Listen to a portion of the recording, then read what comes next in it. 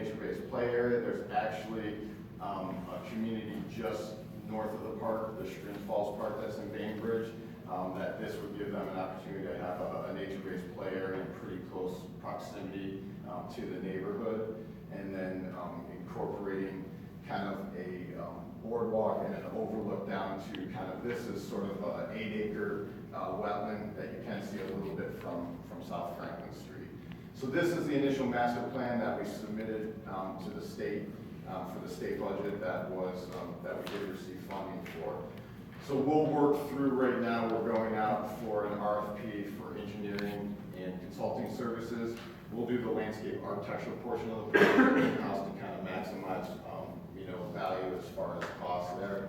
And then this would be something we would get out to bid early in 2023 for next year. This was some of the initial renderings that Dan McConaughey, our park planner, did in-house of kind of the pavilion picnic area with the restrooms, the nature-based play, and kind of the overall look. Again, being that we're kind of along a wetland area, we're looking at very long-term kind of sustainable meadow areas in that, not a lot of moat space, just right up around the immediate parking area, kind of a very natural setting looking out over the wetland. The Breed property, we did talk about a couple of board meetings ago when we applied for the ODNR. Just real quick, it's a 60-acre parcel down in Troy Township. Elm Russell Park is partially in Troy Township, but this would be kind of a whole park completely in Troy. So it does open up access to this property that we acquired back in 2003.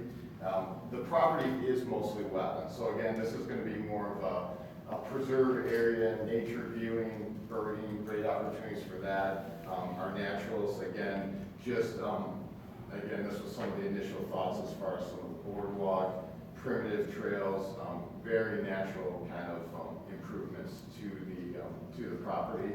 But again, just a small little 5 to 7 car aggregate parking lot, a boardwalk area where you have kind of good views out to the east of the wetland, and then some of those wood planks that would take you over to. These were a couple ponds where, again, there'd be opportunities maybe for some fishing, and then maybe a primitive trail out to maybe another boardwalk area to get a different perspective on the wetland, and again, birding and nature viewing opportunities. We did submit for a small grant through ODNR for this project. We're waiting to hear from. The majority of the improvements on this project we would do with our construction crew in-house, and also all the construction drawings, we're going to try to do that in-house with our planning staff. So again, we're trying to, maximize the value as far as what we can do in-house with our staff versus going out with consultants. The Westwoods Bridge improvements. So this is the bridge that is on the main drive to the Westwoods. The park was built, I think, 2000, 2002. The bridge is about 20 years old. Over the last couple of years when we've done our bridge inspections with the county engineer, they started noticing because of the materials used. So in our climate, we have wood planks over a steel support structure. With snow, salting, melting, wood maybe staying wet with salt. We started to see a lot of deterioration. Actually, last summer, our construction crew had to go in and we had to plate this main beam because we were starting to see rapid deterioration. Actually, about a month ago, we did have to post this bridge for weight limits because, again, we're still seeing, even with the plate and that, just the steel is deteriorating. So we have engaged an engineer, and we are working through construction drawings and CD drawings to bid this out in early 2023.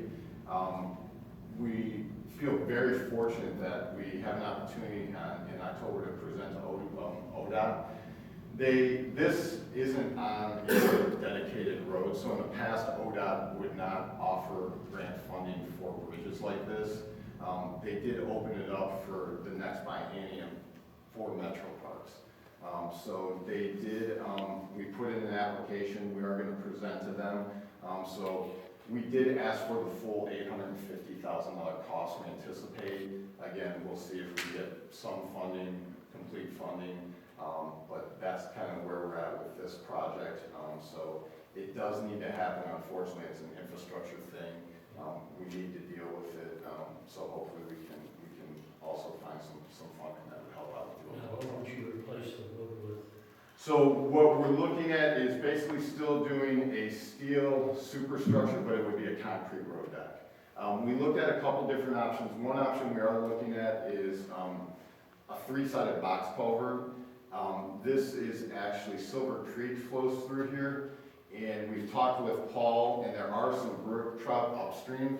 So Paul was actually open to the idea of a box culvert because it would act as a separator for fish maybe getting up to where the brook trout are.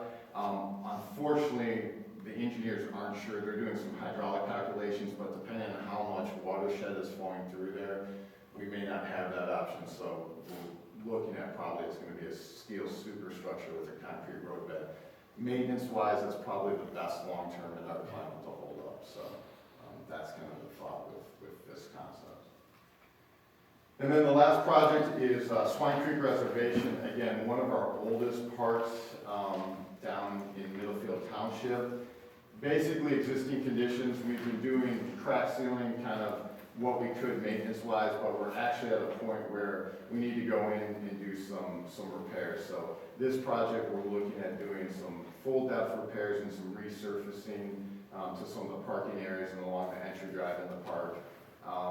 So this is kind of going back to the main lodge. We're looking at kind of resurfacing and some repairs in there. This section of the park, the main drive, there's a couple areas where we're going to have to do some full depth repairs, and back towards these back parking areas where we'll do some full depth repairs. But that we're looking at close to $275,000 just for kind of those areas that we're focused in on right now. So that would be something we try to, with the asphalt, we're trying to kind of keep up with at least one park a year where we're addressing kind of maintenance issues in that, since we have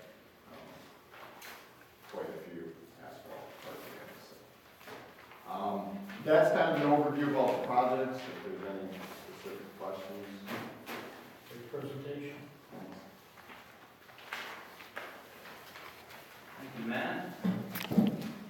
Questions for Matt? Any comments? Now we'll move on to resolution number 8, 2022, transfer request.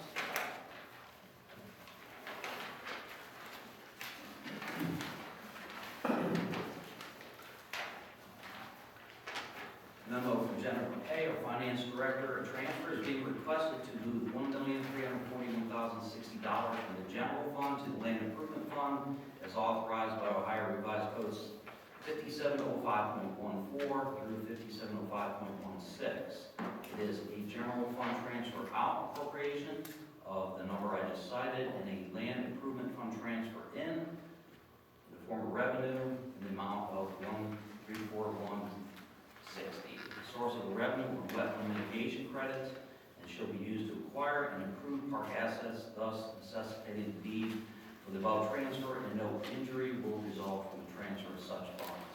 To briefly explain this, this is as a result of our meeting with the Budget Commission, and this is to move money into our land improvement fund, a fund that historically has been with us for a long time. It's a fund we expend capital improvement monies out of, some of the projects that were mentioned, so the project's currently underway. So the intent of some of this money, we're still waiting to appropriate money associated with the Brubaker Fund. So $249,000 will be utilized to purchase the Brubaker Fund, and we'll look at our other options for the future. And it's the importance of looking at a 2023 through 2028 capital improvement plan. What are our plans for the future? So these projects that Matt has mentioned, and some of the funds and the presumed funds are associated with grants. So we will need to keep our eye on the ball with the help of our finance director. I just wanted to mention the importance of grants and grants funding. In 2020, we had a known real estate associated millage collection of $6,902,000. In 2021, that number was $6,782,000. $735,000, and in 2022, that number was $4,778,000. $4,778,000.